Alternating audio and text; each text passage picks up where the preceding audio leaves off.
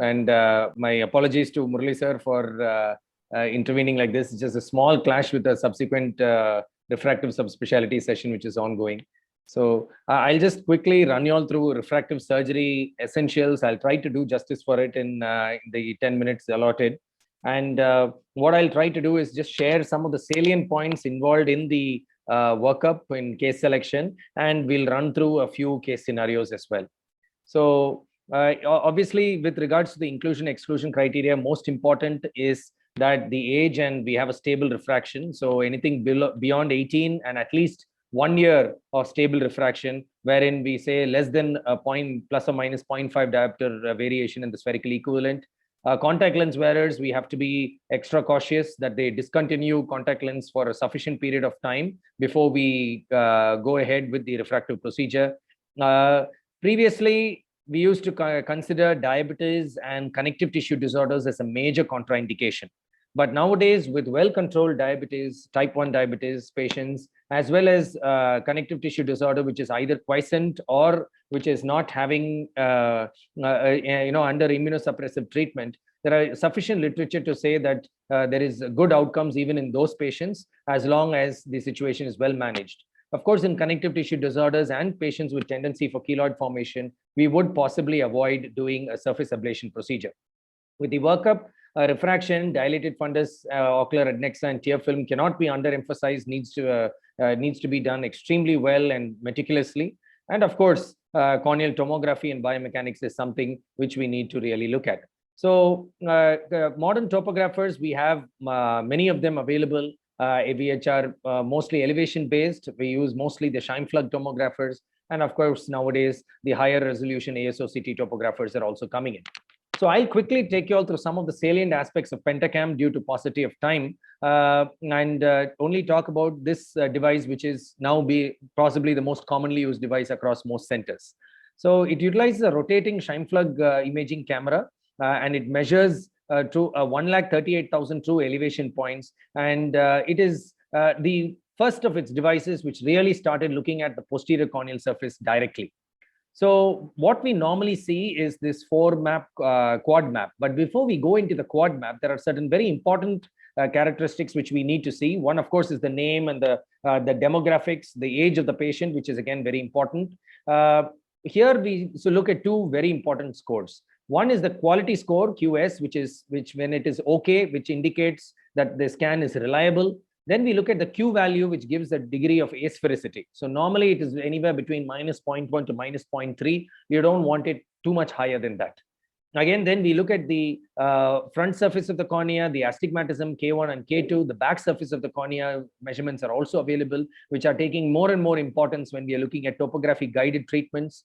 Then we look at the pachymetry maps available, the thinnest point, the location at the apex, the Kmax, which again is extremely important to look at when we are following patients of keratoconus, and then the AC depth when it comes to phakic IOL surgeries. And this normally is set at external, which measures from the epithelium. It's important that you turn it over to internal and make sure that it is above 2.8 when you're considering a phakic IOL procedure.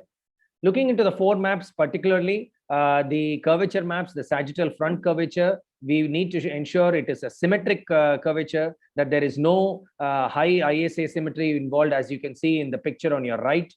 This is again very, very suspicious of keratoconus. Of course, in this picture, it's a very straightforward keratoconus, but even if you have a slightly higher IS asymmetry of more than 1.2, 1.4, we really need to look at the other scans more carefully. Pachymetry, as you all know, the thinnest and the point is usually close to the apex. If it is deviated from the apex by more than 10 microns, if it is displaced inferiorly, these are all red flag signs.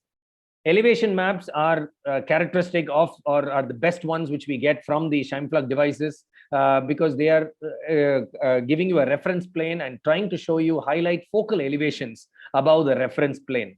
One important thing to be looked at is the diameter of the elevation maps. Generally, we look at it at a manual setting of 8 millimeters. But if you have a smaller or a larger diameter elevation best fit surface, then you could have a spuriously flat or steep cornea, which can make you either miss cases of early ectasia, or you could be overdiagnosing ectasia if you're using smaller ones. Have I run out of time already?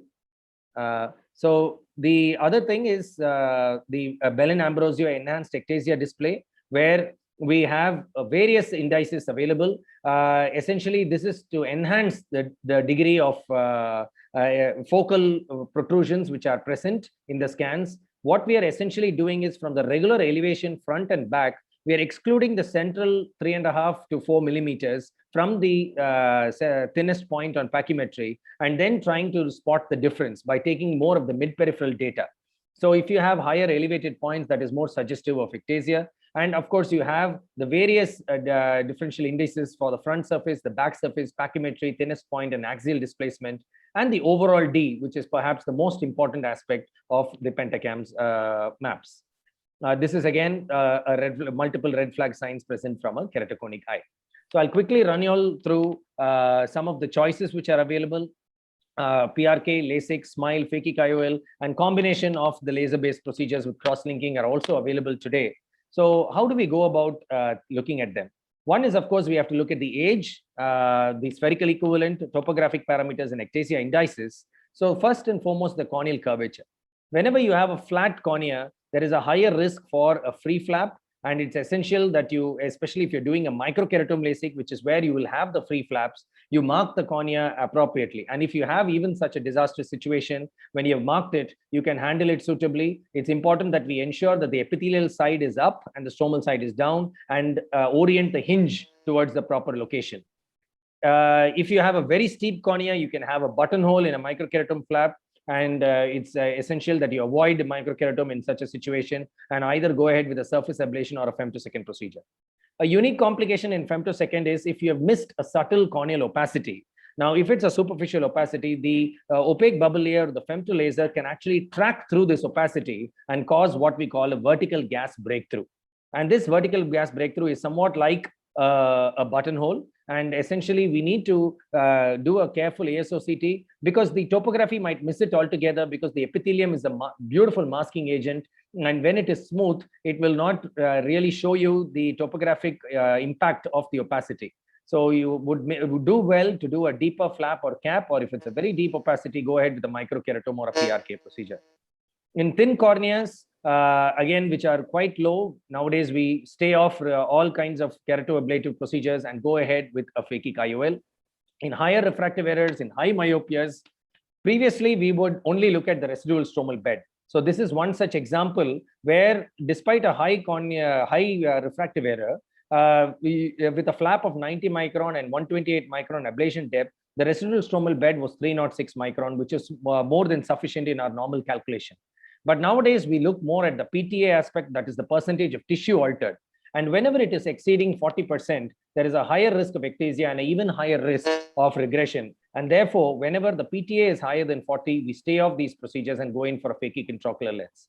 I'll wind up with this last example of high hyperopia, where here, rather than any keratoablative procedure, a clear lens extraction is an excellent procedure. However, we may have very high powers, and this may not be available in our standard IOL powers. And in those cases, you could actually go ahead and do a sulcoflex lens. The normally power, what you get maximum is a +40 diopter lens, and you could implant a sulcoflex lens, which will take care of the residual power.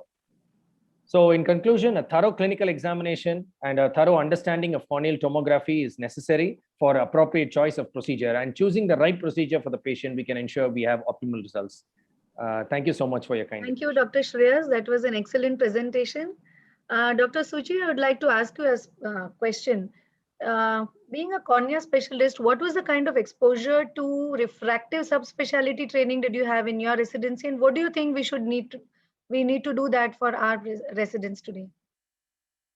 Another, I think that's a very relevant question.